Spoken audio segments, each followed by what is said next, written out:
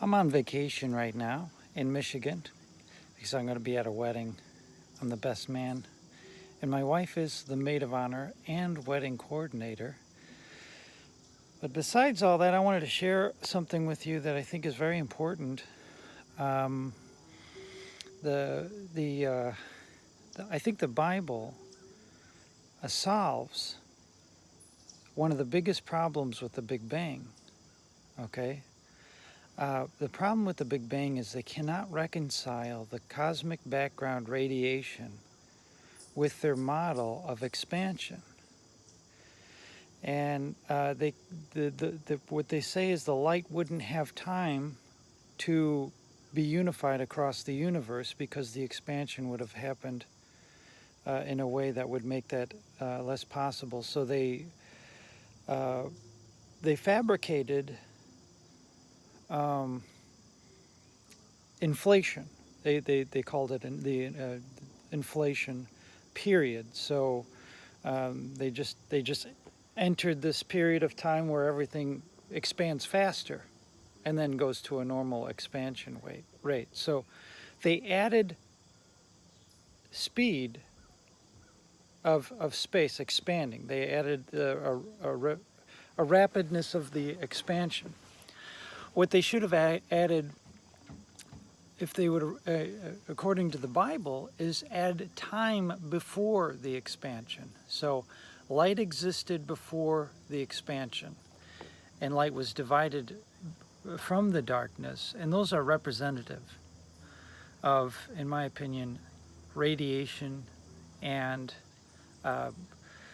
the dark forces of gravity, electromagnetism, weak and strong nuclear forces. All right. So those were, at least in part, were separated prior to the expansion that separated all of everything. Okay, so before you have something that is similar to what scientists describe as a finite existence of everything.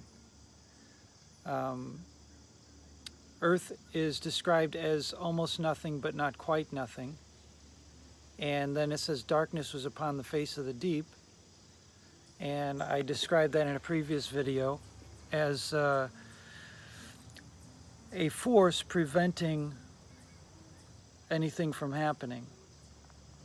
And so the first entire day, light exists for a whole day, at least a 24-hour period, before what the scientists describe as the Big Bang, which doesn't happen till verse 6. The Bible describes the expansion in verse 6 as the firmament that divides the waters from the waters, or the mayim, which represents something that is more of a fluid state of existence. They didn't have a word for plasma or whatever simple state of matter at the time.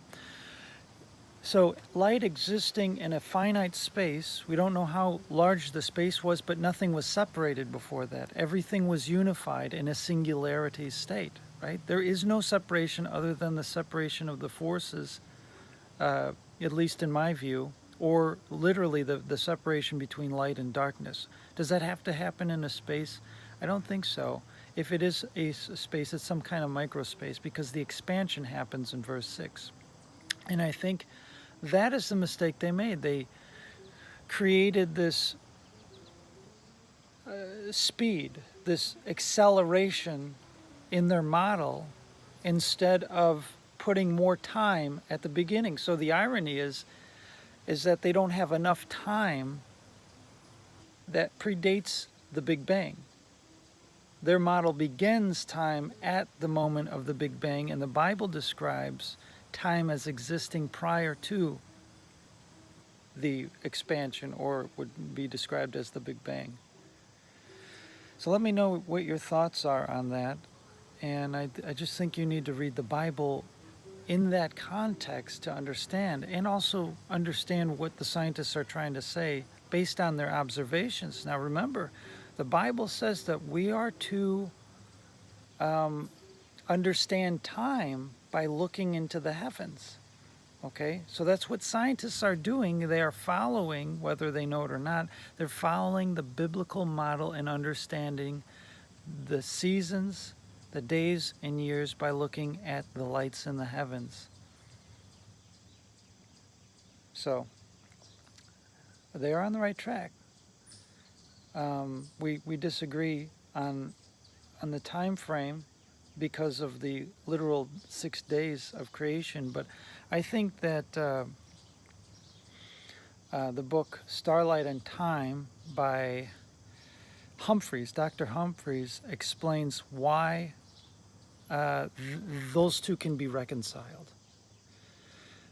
Because time is a relative, right? It's not the same. It doesn't tick off at the same across the universe. It is varied by speed and gravitational fields. And he has a really good description as to how that can be 6 days on Earth, but also tick off as billions of years across the cosmos. I think he's got a pretty good explanation, and he actually uses literal water for his model, and the math works out according to him. I don't know the math, and I can't verify that, but I'll take his word for it unless you can verify it or debunk it. So let me know what you think about all that, and this is just, I had to put this out there because I think it's very important, and I haven't heard it anywhere. So let me know what you think.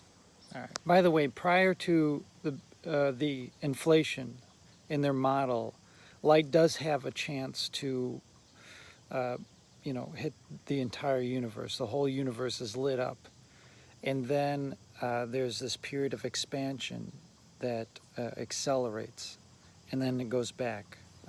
So they basically fabricate this to make their model work. Otherwise, it doesn't make sense. But I think they need to put more time prior to, and but I don't know the math or anything, so I just know how to read the Bible, and based on what I'm reading, they need to put more time before that, and then there's an expansion, and maybe there is a hyperinflation period. I don't know, but what I don't see in their model is a lot of time before the Big Bang. So I think time for them begins at the moment of expansion or the Big Bang. So I just want to make that part clear.